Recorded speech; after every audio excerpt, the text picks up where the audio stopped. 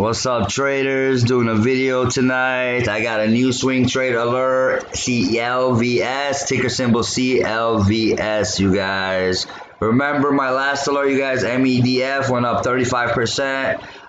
The one at SNNA before that, if you guys watch my videos, that one I alerted at, I think it was 10 cents, then it hit smack like 20, 30 cents when volume came in, you guys. You remember my other one, what is it, DPW, that went 400%, you guys. So, like, I've been good on my alerts lately, not trying to brag. Do your own due diligence, you guys. Always do your own due diligence. Never follow anybody's alerts. Use my alerts as like a scanner, you guys, because I'm getting them off my scanner that I worked so hard on over the past few years. You know, I got in this today, you guys. I'm already in this, quick disclosure. I'm already in this thing, but I see potential in this thing, you guys. This thing opened up like last year, like it was like $32, came back, tested $14, $15, $16, $17, had a high of $32.05, you guys. Ever since that day with that high when it tested at 200 MA, look at it.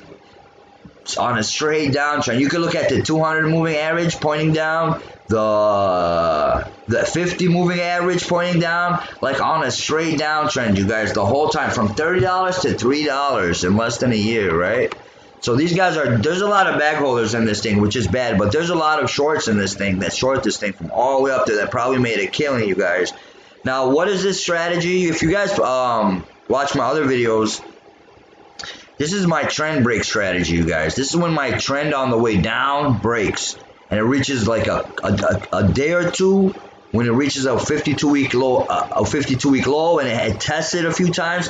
This is called seller rejection, you guys. When the shorts keep trying to short it all the way down and $3 as low as they could get, we got some seller rejection right here. So when it breaks the trend, see this yellow line? This is my trend line. This broke the down one's trend. So now it starts to go on an uptrend, right? So this is like the first big green day. We had a little green day right here, but we don't even count this. This is really the first green day in this thing, right? So we have room, you guys. I have a little risk put on right here, like 50, 60 cents risk for a potentially like a dollar or two move. That's for me, you guys. But for other people, you know, like let me take you a...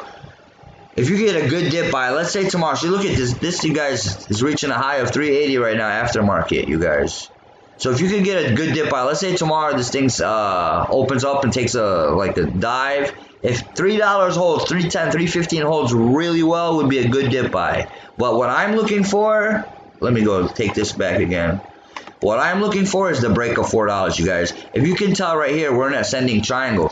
So the stock is being squeezed. Like, we have a lot of room. We have a lot of room. So what I'm looking for, like, I'm probably going to take profits. Let's say this thing opens tomorrow and it starts crashing. I'll take profits, but I'll watch it again for another dip buy off the $3 area. If $3 holds, you guys. Or let's say this thing opens up and starts going up because it's already at 380. Let's say we open up tomorrow, it's at $4 and it starts going up to 4.4. I'll be waiting for a test of the 485. So you guys want to watch the $4 area, but you don't want to buy this as soon as it breaks 4. You want to buy the breakout, but don't just buy it blindly as soon as it breaks $4. Watch my video from a few weeks ago, how to buy breakout safely, when we were buying the Roku breakout, you guys. Watch that safe when Roku was at $98. Right now, today it reached like $138. So watch that. Watch how we buy breakout safely, you guys. Watch that video before you just blindly buy it at $4. Because this is not really a low flow. So this could test a few times and it could come back down again. So we're going to watch the volume. Make sure we get more volume than today for a good test of. And hopefully this thing could test 485. Test the 50 moving average, you guys, which is starting to curl, starting to get straightened out right here. So this is to me like a little risky of a play.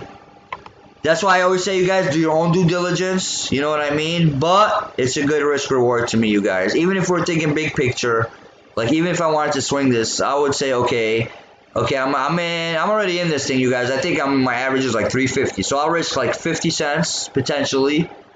And then probably to make like $1.50, hopefully, if we could get the test of that. If we don't, let's say I just want to day trade this thing tomorrow. Let's say I get a better stock and let's say this thing starts crashing. I'll take profits. and I'll wait for another test of $3. I'll see what happens. What if it crashes lower? So just because it broke the trend doesn't mean it's a buy, you guys. I just like to be early sometimes. And when it breaks the trend, it means like get the hell out. So probably a lot of these shorts got the hell out. So it might be a dead cat bounce, you guys.